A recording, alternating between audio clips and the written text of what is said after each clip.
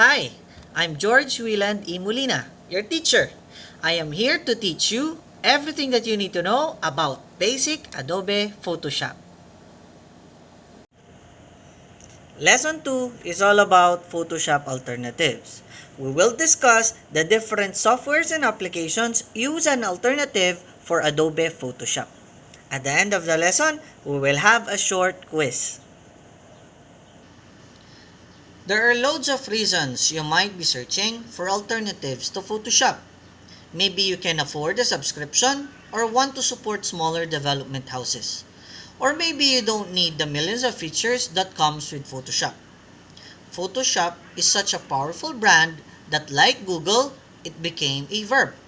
We no longer edit image. We Photoshop them.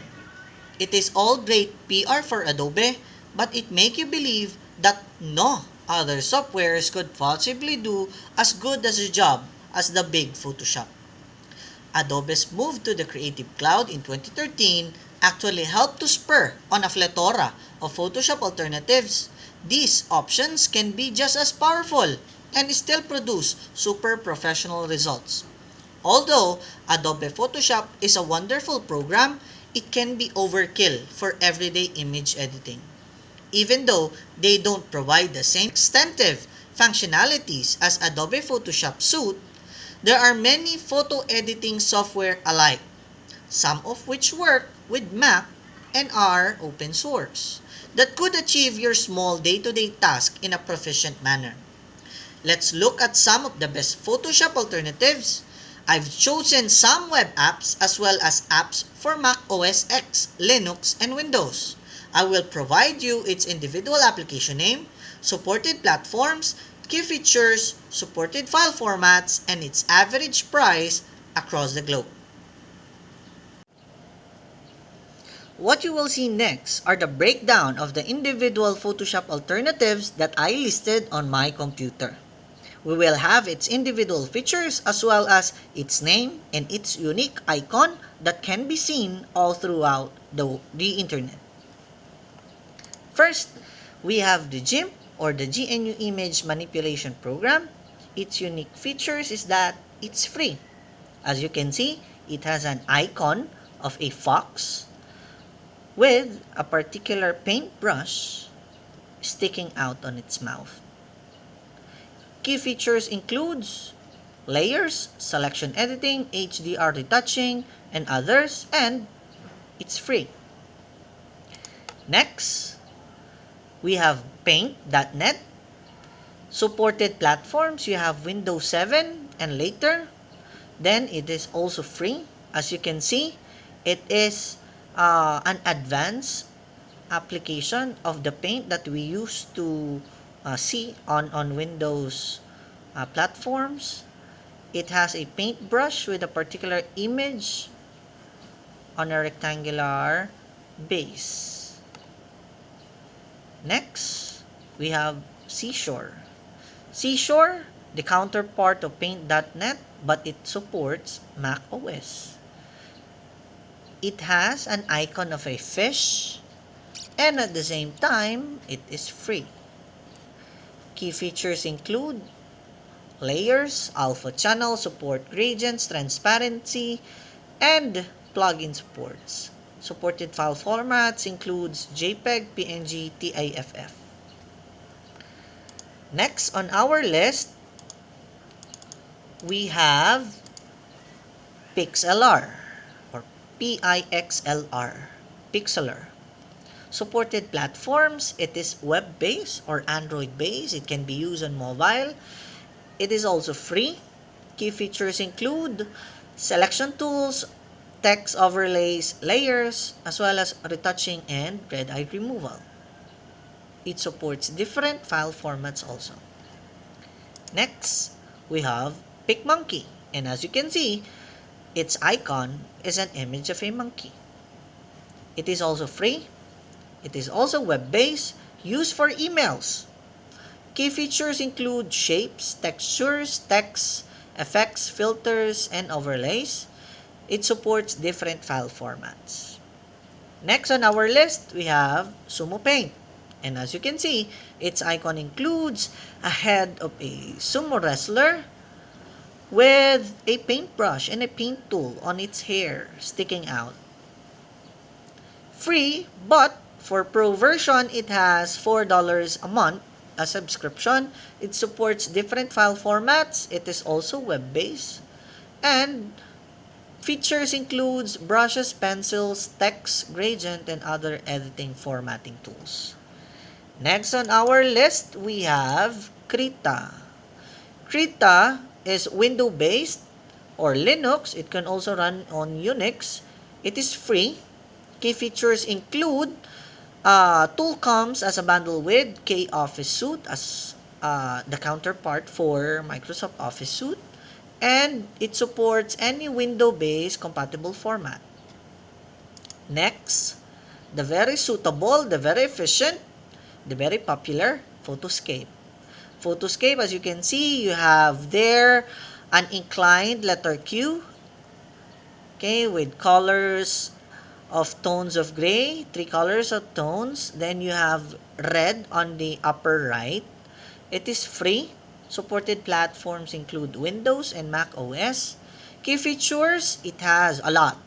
Viewer, editor, batch editor, page, combine, animated GIF, print, etc. Supported file formats, it includes raw formats and other file formats that are used for image editing. Next, we have CinePaint.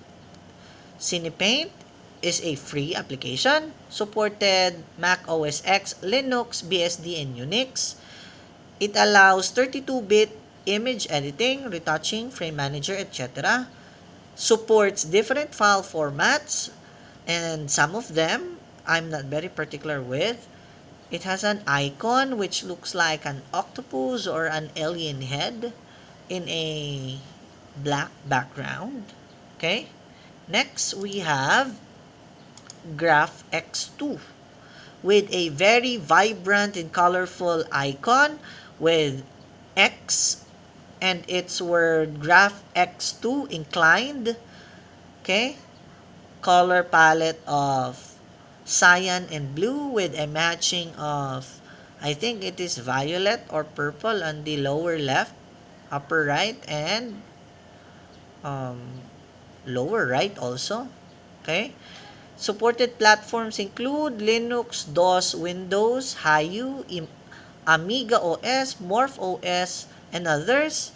Key features includes drawing in index colors, palette editor, color cycling, transparency, number of effects and brushes. It is also free and supports any window-based compatible media formats. I think it is also a particular tool used for game characters. You can also design game characters with Graph X2.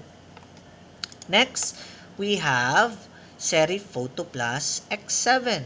This time, it is not free. It is not downloadable over the web. It's not an open source. It has a subscription amounting to 79.99 euros. I think it is an annual subscription. Supported platforms, it only includes Windows. It could not support Mac OS X. Key features include crop, photo fix, resize cloning, studio editing effects, etc. And it supports different file formats. Next, we have PaintShop Pro X7. As you can see on its icon, you have there a lens of a camera, DSLR camera, and an image of a female at the background. Supported platforms, you have Windows. Price is amounting to 63.99 or 63 euros and 99 cents a year. Key features include magic fill, brushes, text shape, cutting, color, material palette, etc. And it supports different file formats. Next, we have Pixelmator. Pixelmator is, I think, dedicated only for Mac OS. It could not run on Windows with an annual subscription of $29.99. Key features includes text, shape, sketching, painting tools and brushes, and color adjustments. And it also supports different file formats. Next, a professional app used in the industry, you have CorelDRAW. CorelDRAW, as you can see, it has a white and green, two-color, two-tone green or light green, which symbolizes, I think, half of a hot air balloon with a protruding image of a pencil. Price $49.99 a year, supports both Windows and Mac OS X. Key features include graphics and illustration, photo editing, paper layout, and even font management, and support different file formats. Next on our list, we have Affinity Photo. Affinity Photo is a rectangular image with its icon. You have there a violet, an indigo, and I think a pink or fuchsia color tone. And it has a variation of price with $49.99 US dollars a year or 49.99 euros depending on where country you are billing with. Then, it supports both Windows and Mac OS. Key features includes fully compatible with Photoshop, higher processing speed, and less crashes. Supported file formats include RAW formats and other image or digital image file formats. Next, we have Sketch with an icon of a yellow diamond. Supported platforms, it only includes Mac OS X with $99 a year. Key features include vector graphics, supports web-based platforms, infinite zooming, and pleasing simple user interface. Supported file formats, it supports different file formats which includes RAW, BMP, GIF, JPEG, PNG, and TIFF. And last on our list, we have there Acorn.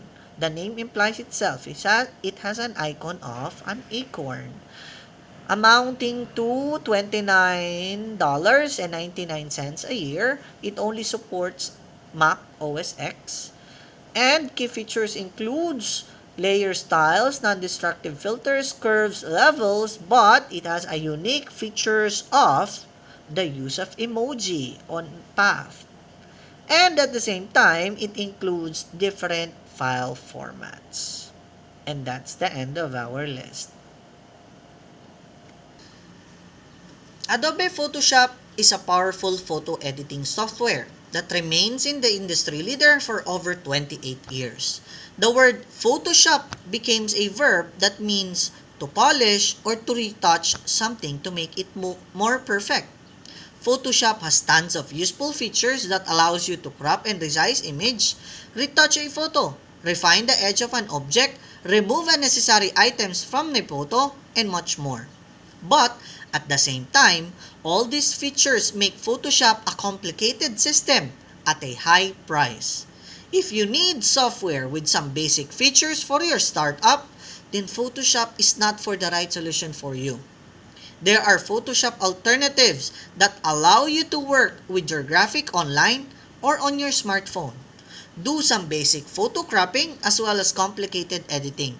Some of these tools are web-based so that you can use them on any system, but some of them are available only for Mac OS or Windows. I hope you learned something from our discussion. Thank you very much.